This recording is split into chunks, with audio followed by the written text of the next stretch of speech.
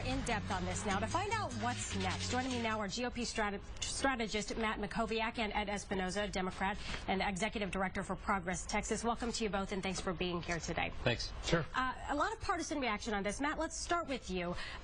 Obviously a blow to the Republican Party, and just looking on social media and people speaking out tonight, it doesn't seem like a lot of GOP lawmakers are standing by Perry. Is that reaction from the party tonight? I would disagree with that. I mean, I've seen Lieutenant Governor David Dewhurst put out a strong statement. I've seen the state party chairman, Steve Ministeri, put out a strong statement.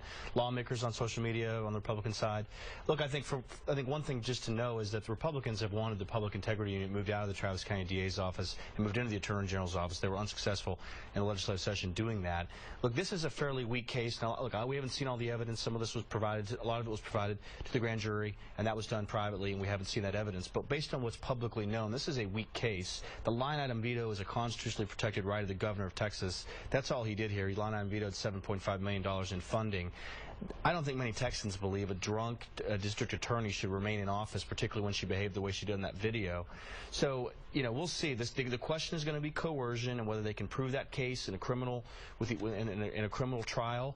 But there's a political impact to this. There's a personal impact to this. From a personal perspective, this is a tough personal thing for the governor, and I feel sorry for him and his family. And to be clear here, I mean, the burden of proof for an indictment is far lower than actually convicting. So that is the case here. It is. It's a probable cause standard. I believe it is. That's what it's called for an indictment. It is much easier to get an indictment than it is to get a conviction. He will have to, the prosecutor will have to, you know, convict the governor by a jury of his peers at a much higher standard on these charges. I think that the first degree charge on public misuse of office is a fairly weak. There's a fairly weak case for that. The third degree portion, which has to do with the coercion aspect of it, is more of an open question. My guess is he will be fully acquitted, and in fact the charges may be dropped very early on in the pretrial phase. And Ed, moving on to you now, we are of course just a few months away from the gubernatorial election.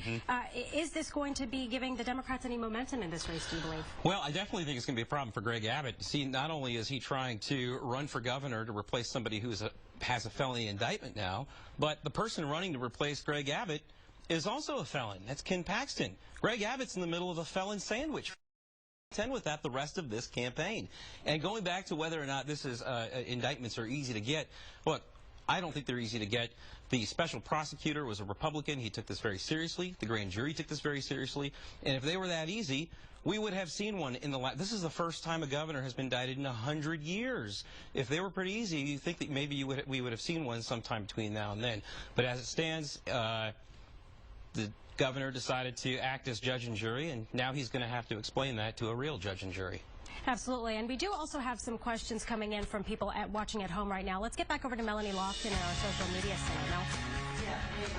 The first question that we have, a lot of people have been talking about the presidential election, and that's what Kimberly Hodges was asking about. She said, will this have any effect whether he will or can run for president? You guys want to weigh in on that?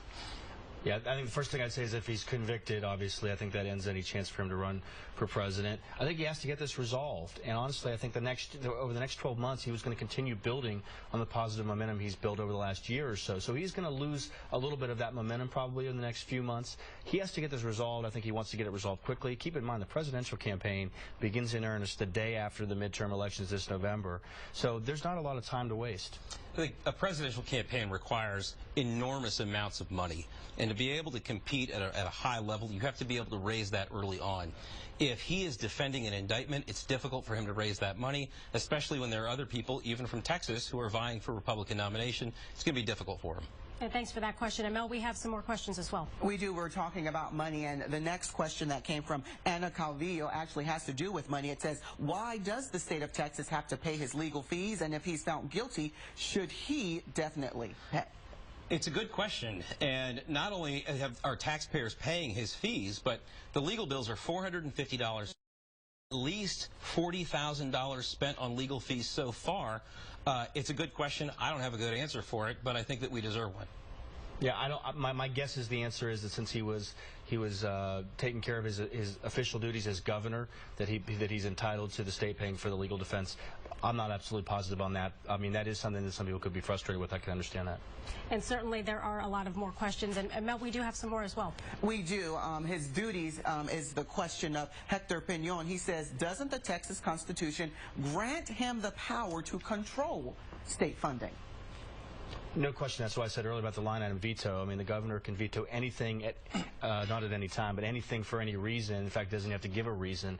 So I think no one is questioning whether he was allowed to veto it. It's this question of threatening the district attorney probably is the legal question that's there. Again, I think this is an extraordinarily weak case. Usually when you hear indictments of elected officials, it has to do with personal benefit, really misusing your office. That's not what happened here. He vetoed $7.5 million in funding for one office. That's a rounding error in the biennial budget in Texas. This is not a big issue. Disagree. And the thing is, yes, he has the power to veto.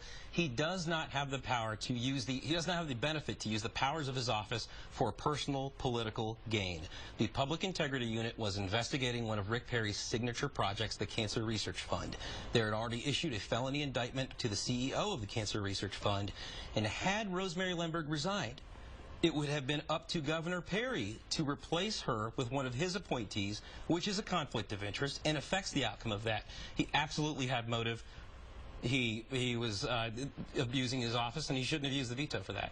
Well, certainly a lot to talk about tonight with this. Matt and Ed, thank you both so much for being here. We appreciate your candor and your answering our viewers' questions as well. And thanks to our viewers for getting involved with us tonight. And stay with KEYE TV for continuing coverage of the Governor Perry indictment. You can check out the top story on KEYE TV. The reaction from state leaders on today's indictments. Also search for KEYE TV.